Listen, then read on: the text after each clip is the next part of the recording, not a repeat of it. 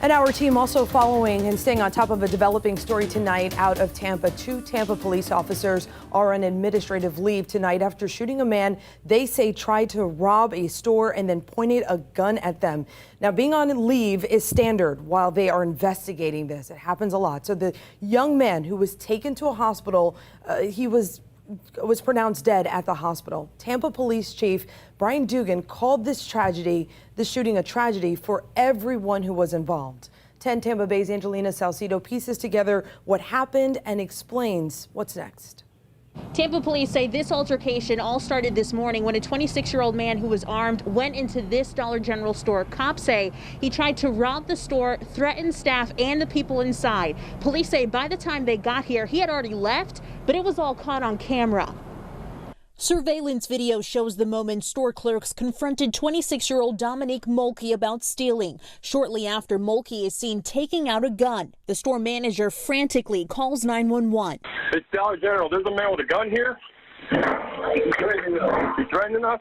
Hey, in here now. Everybody in here now. While officers made their way to the scene, dispatch wrote down a description. A black male with an orange shirt, black sweatpants, and a white mask. The store manager said he had walked out with a bag. We caught him trying to steal, so he took the merchandise and then he pulled the gun. Do you know around what age he looked? Huh? Do you know around what age he looked like? He looked like a teenager, maybe 20s, possibly early 20s, young. Police get on scene and find a man that matches the description. It's about 5 blocks north of the Dollar General. Tampa police, get on the ground! Tampa police, get on the ground! There's a shootout. There's a shootout. There's a shootout? They're shooting down. Where? I don't know. I think that's the police. Tampa Police Chief Brian Dugan walks through what happened next. You can see he turns towards the officers.